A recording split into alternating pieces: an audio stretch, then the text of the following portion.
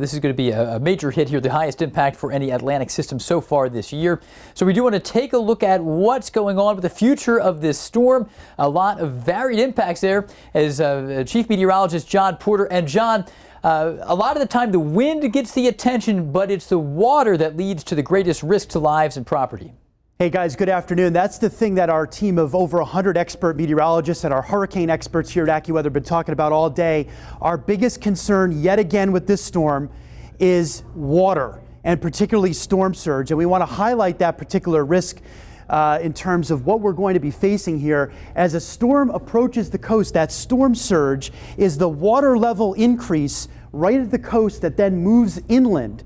And it can do so very quickly, and it inundates right along the coast and into tidal rivers and tidal basins and estuaries and things of that nature and bays. And remember, it's not just the amount of the storm surge, the water level increase.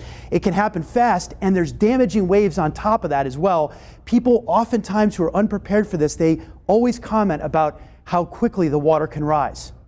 And there are a lot of different ingredients and factors that we often look to when it comes to forecasting the intensity and also the path that a future tropical storm will take. And here we are with a tropical storm that's maturing to a hurricane soon. So what are you looking at when you look at the Gulf of Mexico and areas around Florida right now?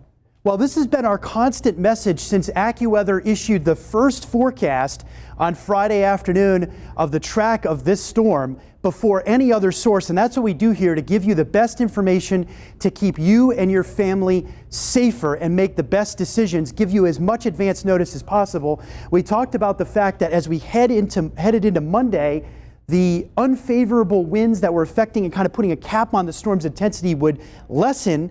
The storm would move to the north over very warm water, prime for hurricane development, and that's what we're going to be dealing with, a storm that goes from a tropical storm to a major hurricane in the matter of hours. Look at that AccuWeather eye path for this storm. We have a lot of concerns for many miles of coastline on both the Gulf Coast side for the greatest impacts, but also the Atlantic side too.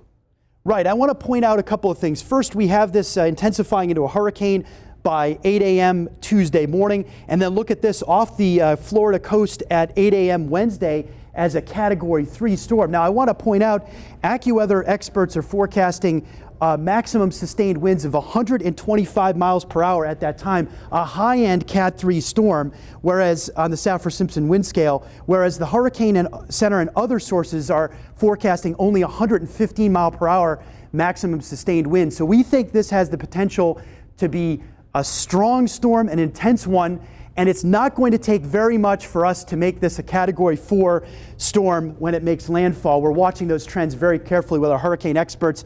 A more intense storm, Jeff and Justin, well, that means that we're going to be dealing with greater storm surge impacts, 10 to 15 feet of that storm surge near and to the right of where that storm makes landfall near Cedar Key.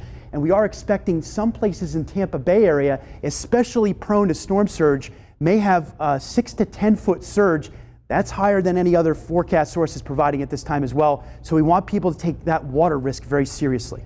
And beyond the water, the wind. We have a lot of very forested areas here in South Georgia, right, and far north Florida too. A lot of woods there. What does that mean for power outages and other threats? Well, that's a great point, because what we're going to be dealing with is, as the storm makes landfall across the Gulf Coast of Florida, north of Tampa, as we talked about, it's then going to translate across the peninsula, and we're still going to be dealing with damaging winds. This is going to bring down lots of trees, power lines, lead to possibly widespread power outages. It's then going to emerge back over the Atlantic Ocean, we think, as a Category 1 hurricane, and this is going to be quite a storm along the Georgia and the South Carolina coast, with storm surge and damaging winds there too. All right, AccuWeather Chief Meteorologist John Porter with the latest there. We're going to be tracking this all week long, obviously.